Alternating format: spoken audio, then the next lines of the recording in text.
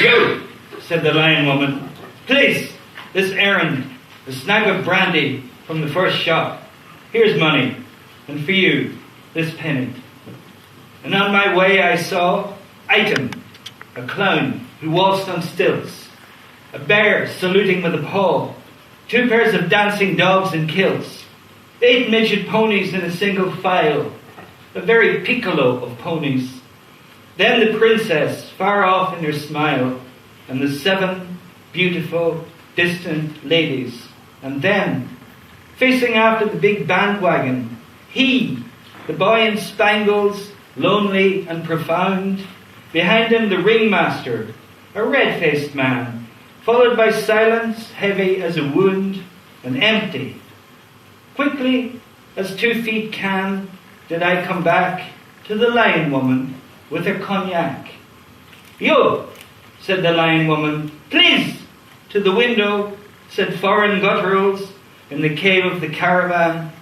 I waited, errand done, and waiting on one foot saw Item, a twitching coloured chintz, moved by a lemon talon claw.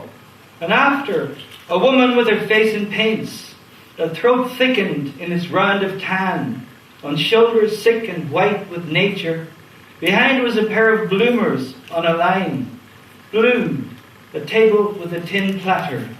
More else, a black electric cat, a stove, a pot purring, and a wild red Indian blanket, crouching sidewise on a bunk, and some exciting smell that stunk, till the lion woman, rising, blotted out all but a breast as heavy as a sigh, that stared at me from one bruised eye.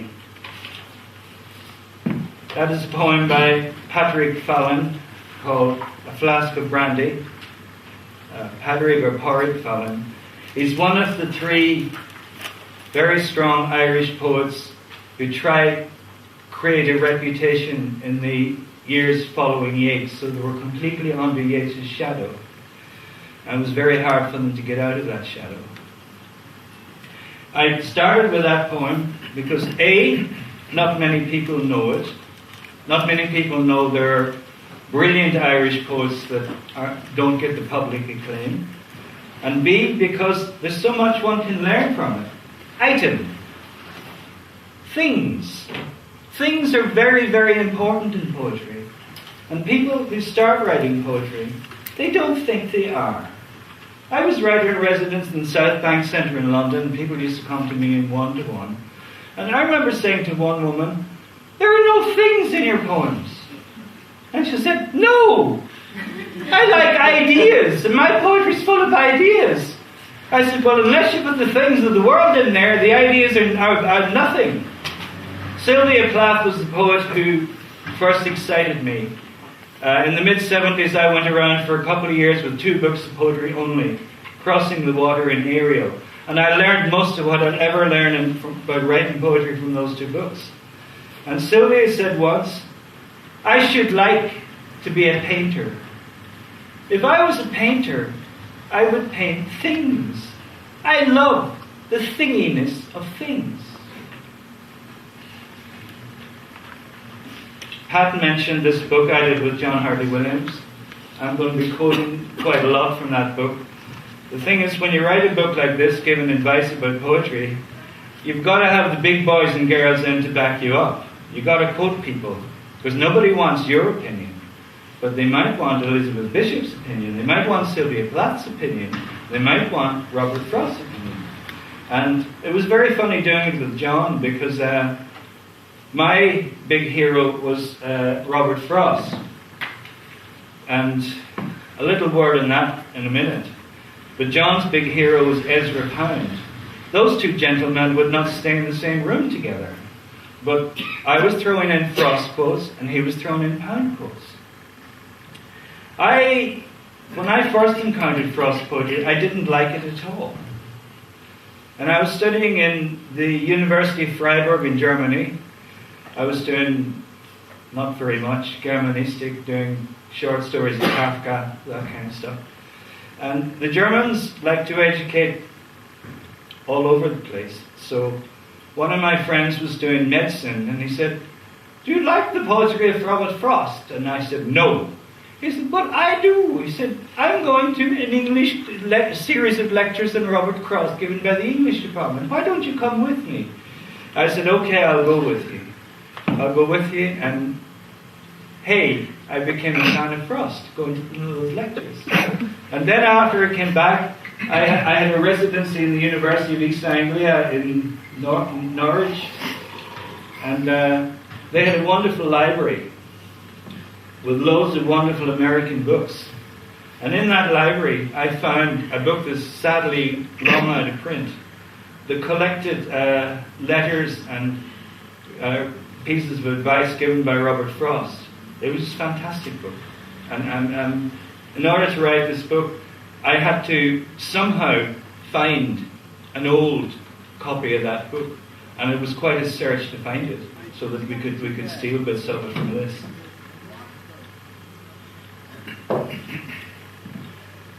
So, this is Frost on the beginnings of the poem.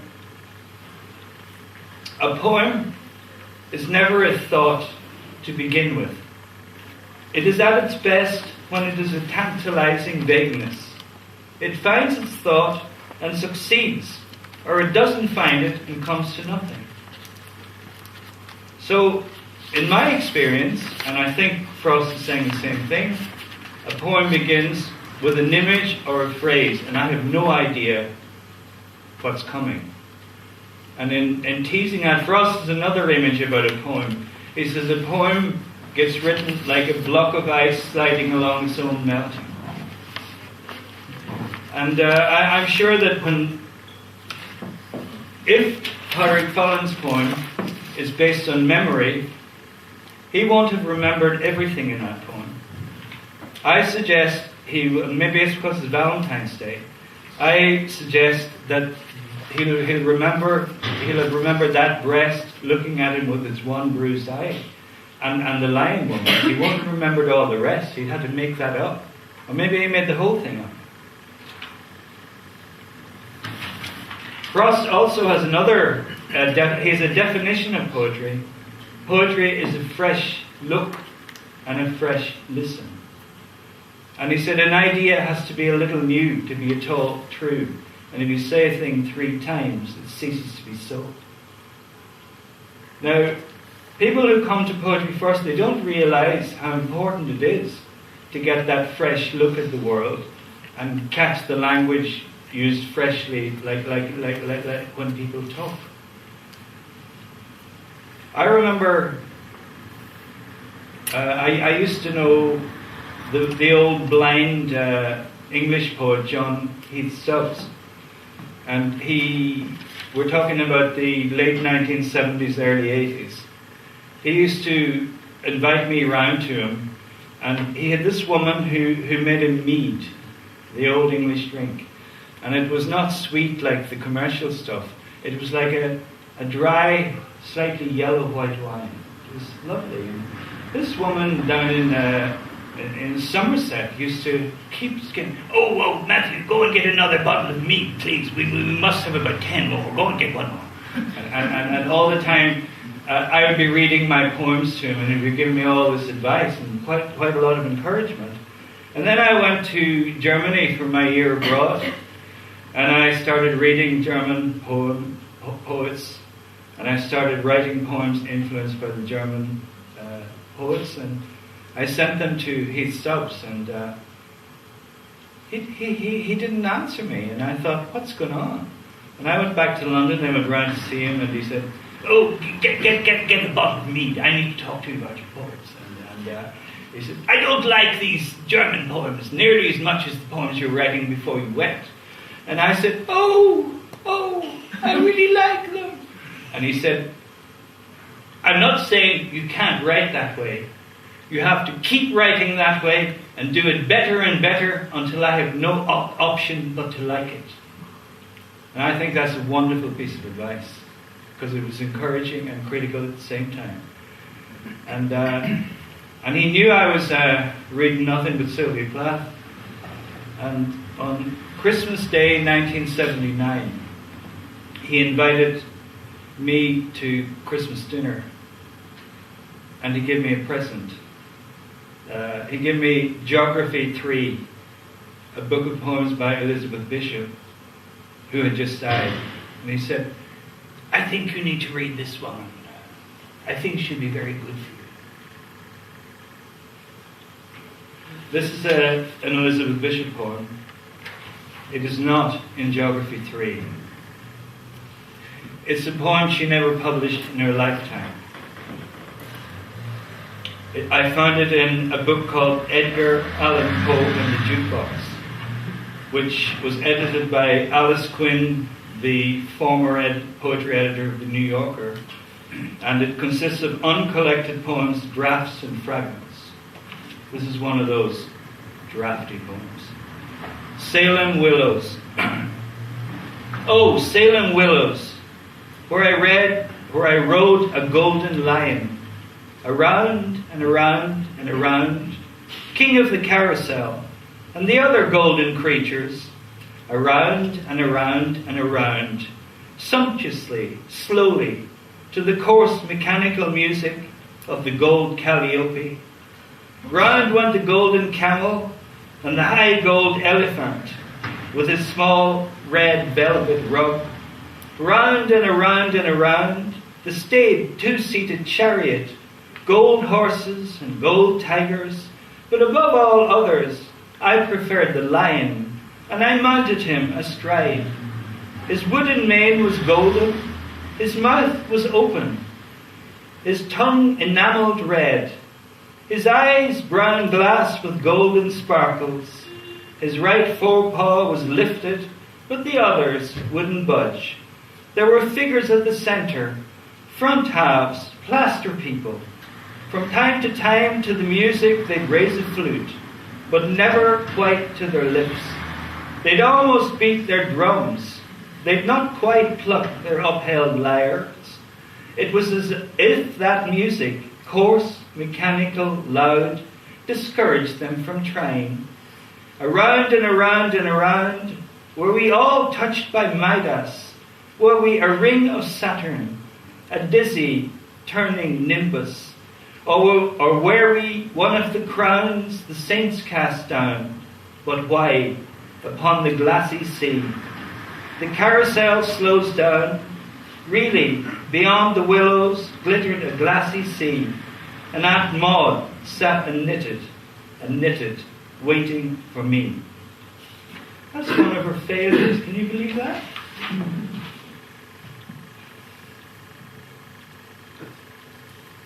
Salem Willows exists in 14 pages of drafts.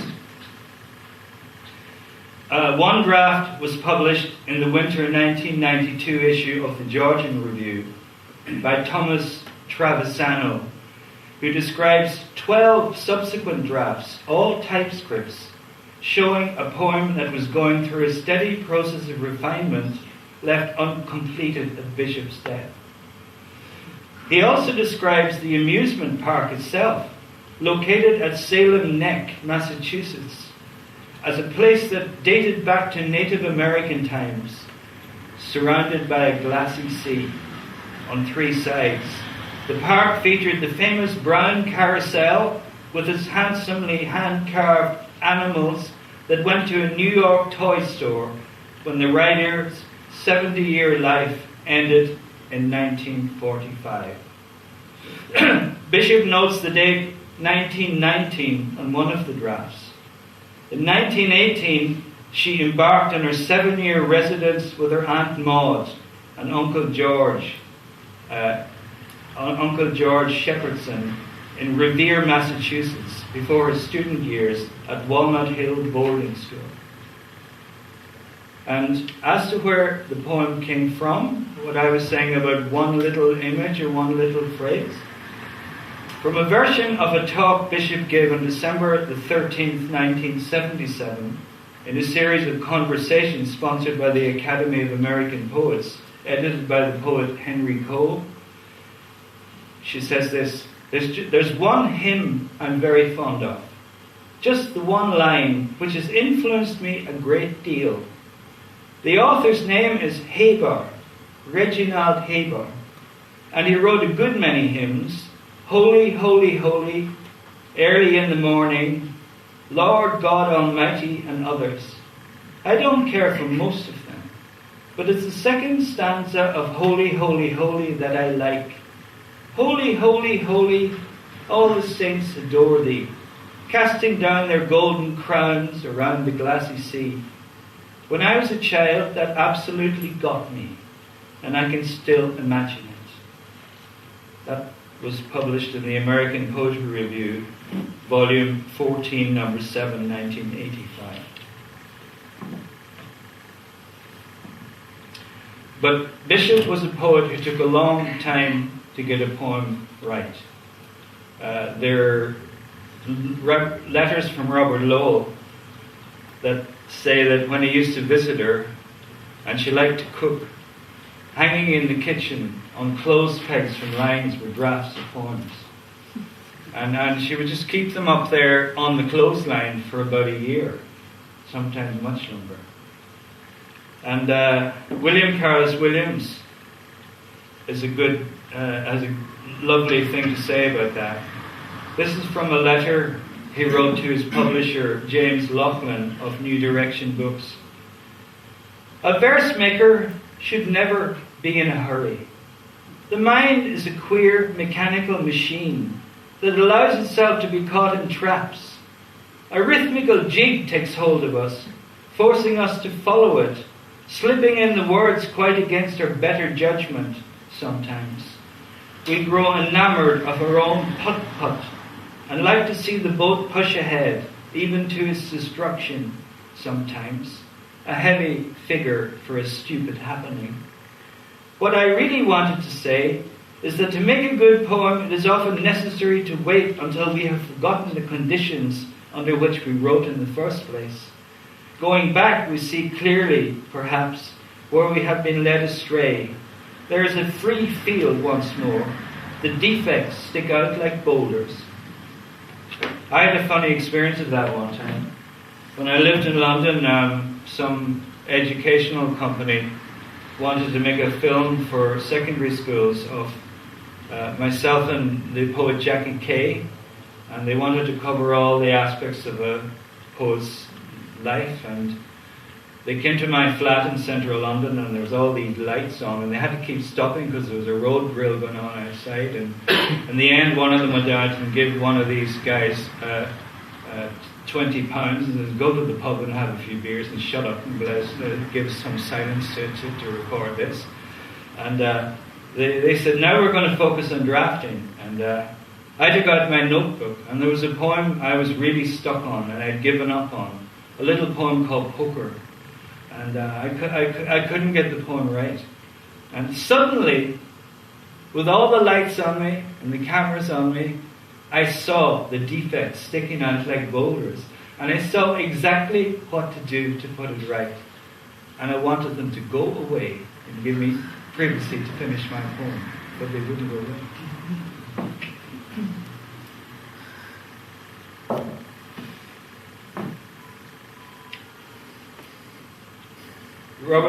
William Carlos Williams also said something else which I found very consoling.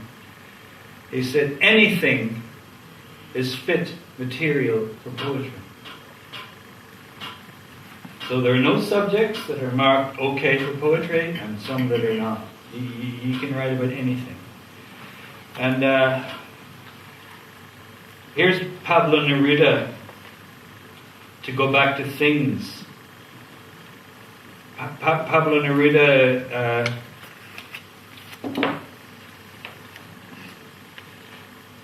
the Chilean poet who I read a lot of when I was starting out. It is well at certain hours of the day and night to look closely at the world of objects at rest. Wheels that have crossed long dusty distances with their mineral and vegetable burdens, sacks from the coal bins, barrels and baskets, handles and hafts for the carpenter's tool chest. From them flow the contacts of man with the earth, the used surface of things, the wear that the hands give to such things, the air tragic at times, pathetic at others, of such things, all lend a curious attractiveness to the reality of the world that should not be underpriced.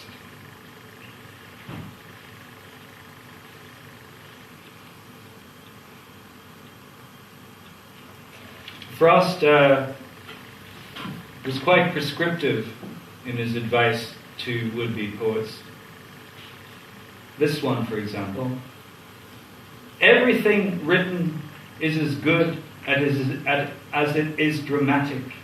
It need not declare itself in form, but it is drama or nothing. Here's a little poem that might illustrate that, by the Russian poet Anna Akhmatova. 7 lines. 3 things enchanted him: white peacocks, evensong, and faded maps of America. He couldn't stand bawling brats, or raspberry jam with his tea, or womanish hysteria. And he was tied to me. I used that the other night, I couldn't remember it correctly, in a big argument about the supremacy of poetry over prose. I said, there's a whole novel there. You don't need any more than that. And Frost illustrated his dramatic thing with a wonderful image, very strange image. He said, it is a poem just to mention driving into a strange barn to bide the passing of a thunderstorm. I mean, that's like the opening of a Hitchcock film. It's amazing. But the image is just sending out its suggestions to you, and that's the way poetry works. I remember going to do a poetry reading in an Argonne course in Devon, in England. And the tutors were the poet Simon Armitage and the novelist Beryl Bainbridge. And the evening of the reading, Beryl croaked out in the middle after my reading, "You poets are all the same. When you tell a story, you leave half of it out. You start in the middle and you finish before the end. Why can't you tell a proper story?" And I read a poem by somebody being left blue taps in a will. And there's a line in the poem, "I hope the taps fitted." And she said, "For example, I wanted to know if those taps fitted." And I said, "Beryl, I couldn't give a monkey's. That's up to the reader to decide."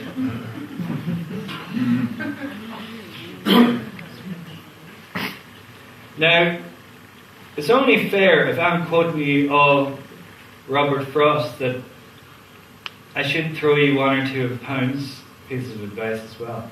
This is my favourite. I love this one. This is absolutely fantastic. He says, a narrative is all right, so long as the narrator sticks to words as simple as dog, horse, sunset.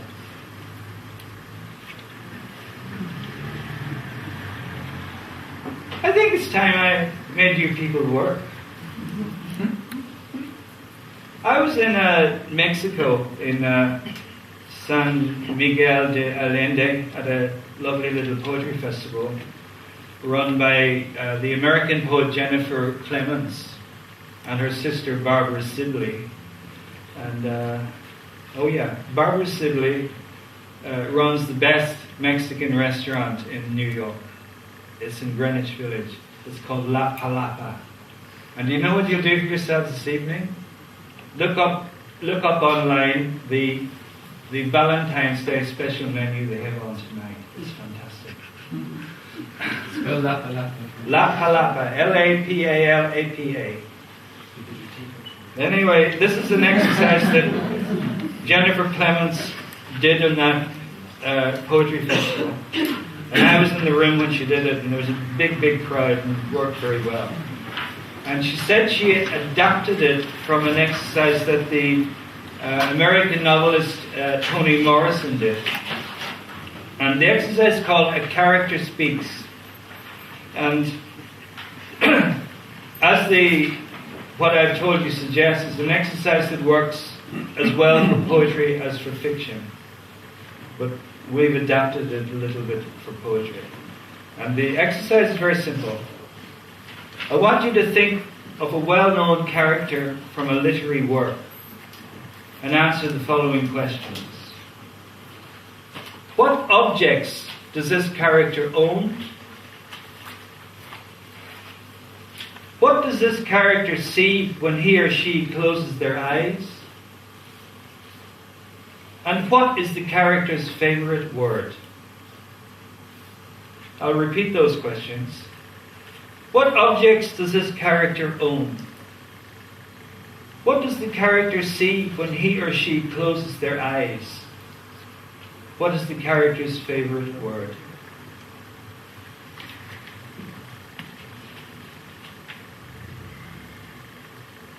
This is an exercise in 2 parts, but you do this. The second part is your homework. You do it in your own time. Can I hear some of the characters people have chosen? Oliver Twist. Who? Oliver Twist. Okay. Jesus, I'm assuming it's a work of fiction. Yeah, well that's good. It's good. Yeah. Huckleberry Finn. Who? Huck Finn. Good. Anybody else? Once I did this and somebody picked Superman.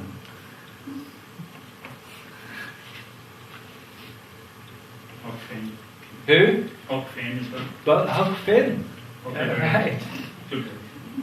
Now, the second part of this exercise I want you to do in your own time, and it will be informed by the way you answer the questions, is I want you to write a dramatic monologue spoken in the voice of this character. A dramatic monologue is a poem where you're telling a story addressed to someone. That someone can be the reader. As I am not Billy Collins, I'm going to read you a Billy Collins poem. Japan. Today I pass the time reading a favorite haiku, saying the few words over and over. It feels like eating the same small perfect grape again and again. I walk through the house reciting it and leave its letters falling through the air of every room. I stand by the big silence of the piano and say it. I say it in front of a painting of the sea. I tap out its rhythm on an empty shell. I listen to myself saying it. Then I say it without listening. Then I hear it without saying it. And when the dog looks up at me, I kneel down on the floor and whisper it into each of his long white ears. It's the one about the 1-ton temple bell with a moth sleeping on its surface. And every time I say it, I feel the excruciating pressure of the moth on the surface of the iron bell. When I say it at the window, the bell is the world, and I am the moth resting there. When I say it into the mirror, I am the heavy bell, and the moth is life with his papery wings. And later, when I say it to you in the dark, you are the bell, and I am the tongue of the bell ringing you, and the moth has flown from its line and moves like a hinge in the air above our bed. Billy Collins has a beautiful lightness. I really like the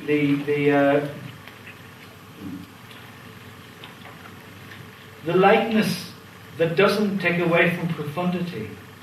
I mean, that's a poem about life, it's a poem about love, it's a poem about writing, it's a poem about literary tradition, but it's done so lightly.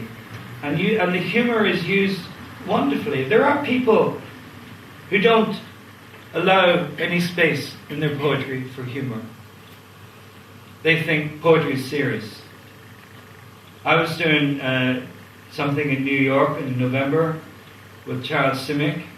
We were talking to each other in front of an audience, and I said to him, Charles, how do you see how levity and seriousness is combined? And he said that humour can really combine with seriousness and make it more serious. And he brought up Kafka. Kafka is a very funny writer who's a very dark writer. And I think what humor does, and that poem illustrates it, is bring some kind of human warmth into a piece of writing. And it doesn't get in the way of saying something serious at all.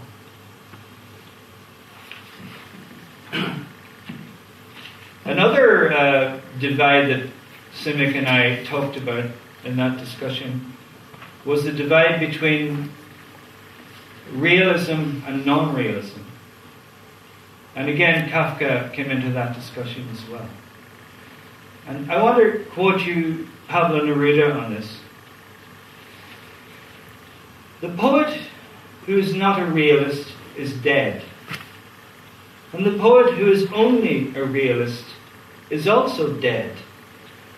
The poet who is only irrational will only be understood by himself and his beloved, and this is very sad. The poet who is all reason will even be understood by jackasses, and this also is terribly sad. There are no hard and fast rules. There are no ingredients prescribed by God or the devil, but these two very important gentlemen wage a steady battle in the realm of poetry. And in this battle, first one wins, and then the other, but poetry itself can never be defeated. I believe that one should always leave the options open. There's nothing wrong with a poem that's completely realist. There's nothing wrong with a poem that goes into the surreal zone, although I personally prefer not to go in there. I prefer to go into what I call alternative realism, which is what Kafka does, which is like operating under the conditions of realism in the non-realist zone. And but André Breton, the leader of the surrealist movement, he said that surrealism was a response to a scarcity of reality. But as John and I say in this book, is it not true that what we call reality is changing so fast that it makes many of us unsure how to deal with it in our writing? Yet these very changes are the clues we need to pick up on if we're going to write about the world in a brand new way. To go back to Frost's fresh look and fresh listening. Writing a poem involves getting loads of things right. It's all technical and craft. And I remember doing a reading in Mexico one time in Veracruz, and this Mexican woman translating everything I said to the audience. And after the reading, this guy stuck his hand up and he said, all those rules you were talking about in your reading, they have nothing to do with poetry. Poetry is not about rules. Poetry is about inspiration and talent and genius. I know I'm a poet. And I turned to this Mexican woman and I said, please translate everything I say. And I say, what you call rules are craft and technique. And no matter how much inspiration or talent you have, unless you learn the craft and technique, you will never write a poem. And don't give me any more of that shite. And she didn't translate that. And I know the Spanish for shite, it's muerda. And I said that, and the whole audience laughed. And the guy got up and walked out after doing that to me. And 3 women came up to me afterwards and said, that was brilliant. He's annoying the hell out of us, going around saying he's a great poet and he's never published a word. But anyway, there are lots of little things you have to... I mean, it's like being a one-person football team writing the poem. You have to look after the defence, you have to look after the attack. Anyway, here's Robert Lowell on it. And this is enough to put anyone off ever writing a poem. Meaning varies in importance from poem to poem. and from style to style, but it is always only a strand and an element in the brute flow of composition. Other elements are pictures that please or thrill for themselves, phrases that ring for their music or carry some buried suggestion. For all this, the author is an opportunist, throwing whatever comes to hand into his feeling for start, continuity, contrast, climax, and completion. It is imbecile for him not to know his intentions, and unsophisticated for him to know too explicitly and fully.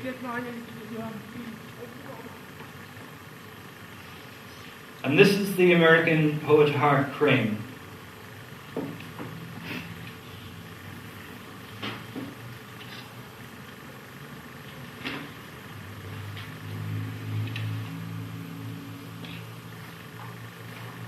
When Crane came to New York first as a young man, he was looked after by a slightly older artist friend of his parents, a man called Carl Schmidt, who had just returned from a year's study in Paris. Fascinated with the possibilities of integrating traditional theories of art with the innovative ideas he had picked up in Europe, Schmidt opened his studio to the young writer to talk of his notion that all of the arts operated in what he called an area of expediency, a zone that he saw as balancing the opposed material of ugliness and beauty. He drew a horizontal line to represent them, and the spiritual elements of good and evil, an intersecting vertical line. No true art, he argued, could exclude any of the four elements, though it might, of course, be weighted towards any one of them. Illustrating his ideas with his own work and with trips to galleries and to the studios of friends, he persuaded Crane that the key to great art was a complex set of balances, in some ways similar to the reconciliation of opposites that Coleridge had defined as central to the art of poetry. I'll give you one last quote, and I'll read a poem by the wonderful Scottish poet W.S. Graham, a poem about writing poetry, and he has loads of poems about writing poetry, and it's a very hard thing to write about. But first, this is Sixla Milosh. I have defined poetry as a passionate pursuit of the real, and undoubtedly it is that. No science or philosophy can change the fact that a poet stands before reality that is everyday new, miraculously complex, inexhaustible, and tries to enclose as much of it as possible in words. That elementary contact, verifiable by the five senses, is more important than any mental construction. The never-fulfilled desire to achieve a mimesis, to be faithful to a detail, makes for the health of poetry and gives it a chance to survive periods unpropitious to it. The very act of naming things presupposes a faith in their existence, and thus in a true world, whatever Nietzsche might say. Of course, there are poets who only relate words to words, not to their models and things, but their artistic defeat indicates that they are breaking some sort of rule of poetry.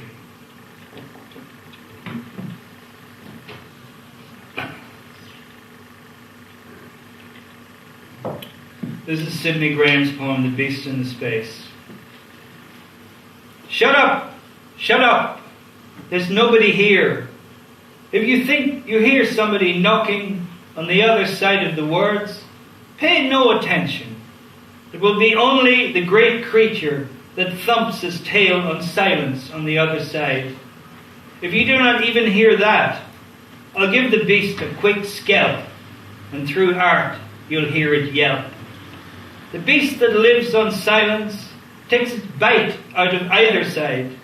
It pads and sniffs between us. Now it comes up and laps my meaning up.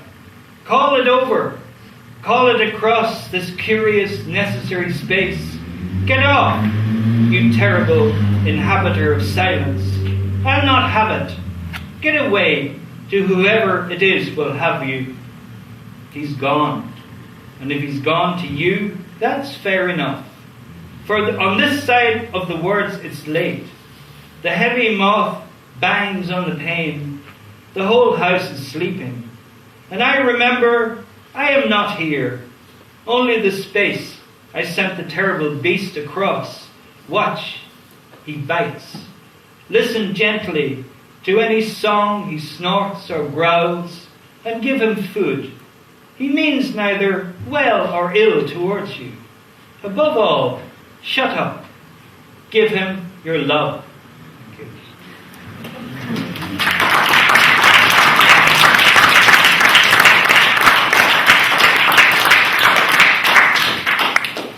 Am I to take questions? I think it's a good idea. Any questions?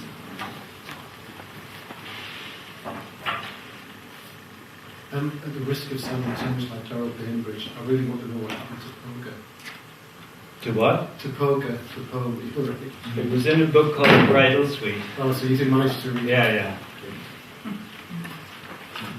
And one of the translations that Pat talked about was a Hungarian translation of poker with a wonderful drawing on a poster. It's my favorite publication in poker. Matthew, what do you think of the idea that poetry is what doesn't get lost in translation? I believe that one must translate poetry. And when Aidan Murphy and I were living in London in the 70s, young Turks trying to write poetry and get published, and rubbishing Philip Larkin and all these English poets. We existed on a complete diet of poetry and translation. French poets from the late 19th, early 20th century, South American poets, all that kind of stuff. And even if we were only getting 60-70% of those poems we were reading, even if in the original it would have been far, far better, we were getting a glimpse of a different way of writing poetry that was very exciting. And if you just read the poems written in your own language, in your own tradition, there's much less room for you to move. And I can illustrate that very well. I remember doing a workshop in London in the Troubadour, and I started off with two early poems by the American poet James Wright. And then I gave them two later poems from a book called The Branch Will Not Break. And I said, how did he get from there to there? And they said, impossible. And then I presented two translations of the Austrian poet Georg Trakl that Wright had done. And that's how he got there from there. Reading Trakl and translating Trakl showed him another way to do it. And the two books that his early books are very fine, very formal and very confident. But the two books, The Branch Will Not Break and Shall We Gather at the River, are searingly brilliant. But he got it from translation. Who was that? James Wright. James Wright, W-R-I-G-H-T, the big poet of the Midwest. If you're in America and you meet anyone from the Midwest and you say you like James Wright, they hug you because he's their poet. Matthew, what has been your experience? What's your experience been like of being translated? It's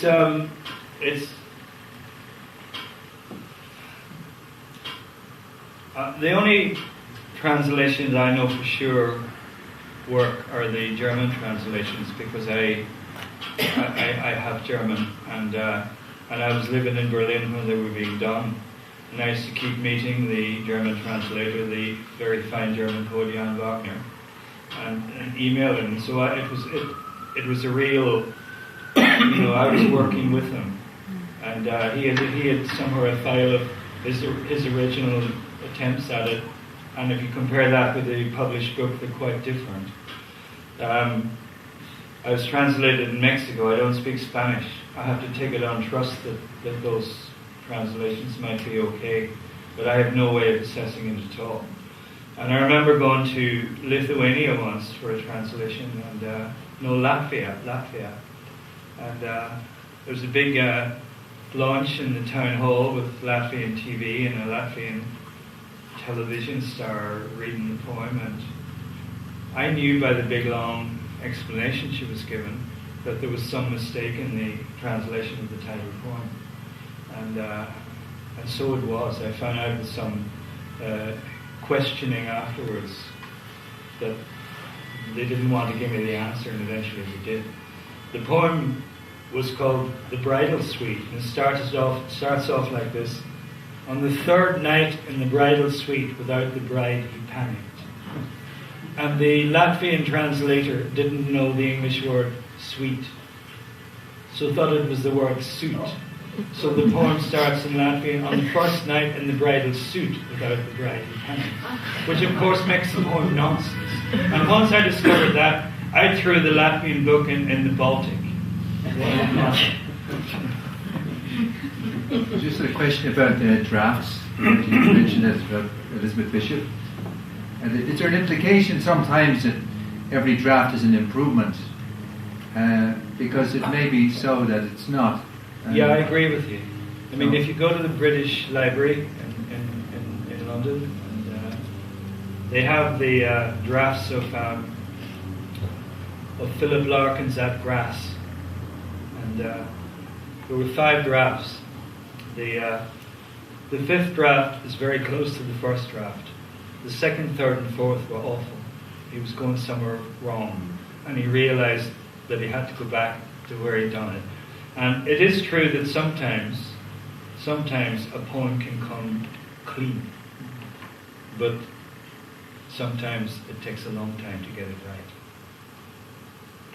Can you talk Matthew, about the physicality of the poem being hung on the line? A friend of ours, Seamus Cashman, writing recently, wallpapered his room and walked daily. The poems are about my I saw that. That was quite amazing. Yeah. I saw that. That was amazing. Yeah. He was really living with his drafts. Yeah.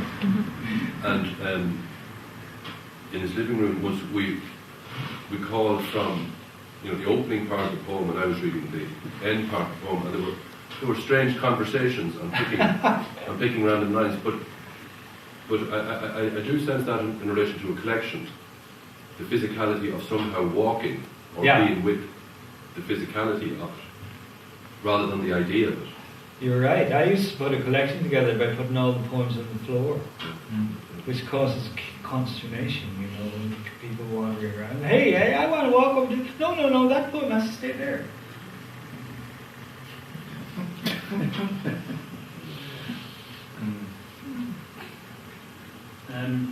Going back to surrealism, operating under the realms of realism, would the fables fit into that category? Yes, they would, absolutely. Right. Thanks. What were the first poems you opened up to as a child? The Listeners. Is there anybody there, said the traveller, knocking on the moonlit door, as his horse in silence chomped the grasses of the forest Fernicle. And do you know who loved that poem? Robert Frost. He loved the slight stagger in the rhythm. There's a lovely little stagger in the rhythm. It cuts across the metric, and Frost talked about that in The Sound of Sense, how you have to go across the meter. He said it's like hearing voices through the wall of a room and you can't hear the words, the kind of music of the words. Matthew, who are you reading at the minute that's exciting you? Yeah, I like the Sharon Olds' 2 nephews, the Dickman twins, Matthew and Michael. And they're very different, from Sharon Olds. But they're doing something very interesting. Matthew, you edited, it was a favourite book, Children's Anthology. Yeah. Can you speak a bit about that? And I know you have a particular interest in poetry written for children. Yeah, I think poetry for children is very underrated in this country. It's more highly rated in England. And a lot of the English poets have another side, they write poetry for children. And it's very rare in this country. And a few years ago, myself and Terry McDonough, Mayo poet who writes for kids as well, we tried to start a magazine of poetry for children, which we were going to call Frog. And well, we couldn't get anywhere. And it was summed up one evening at a rather wine-fueled dinner party where an Irish poet, a Cork poet who shall remain nameless, got up and said, "Fuck frog! Fuck frog! Writing for children! Fuck frog!" So I sent Terry an email. I said, "Terry, somebody said fuck frog. Will you forget this?"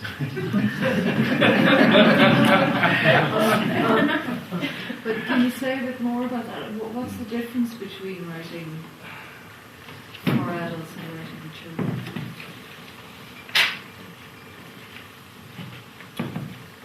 I'll give the floor to W.H. Auden. Auden really liked poetry for children. He edited a wonderful anthology.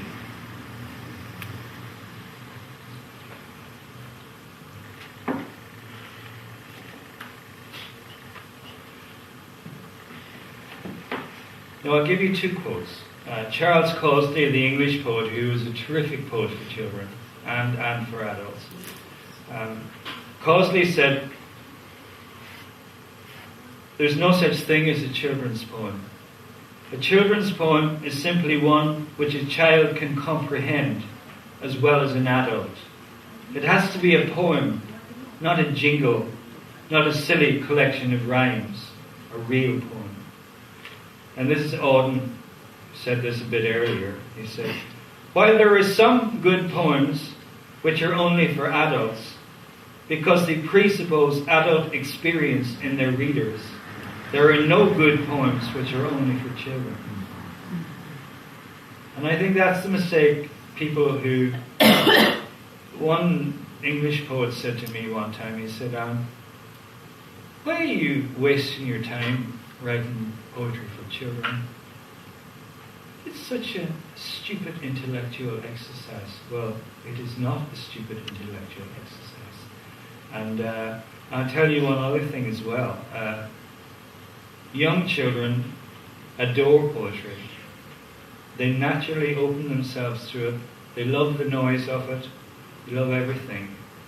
You try getting a hold. I remember once doing a children's reading in East Ham in London, and all these sort of Cockney mothers brought their little kids, and I was reading poems, and one mother just started laughing uncontrollably, and she wouldn't stop. And I just stopped what I was doing, because the kids were being very puzzled by it. And I said, "Why are you laughing?" He said, "I've never seen anything as ridiculous in my life as a grown man reading poetry."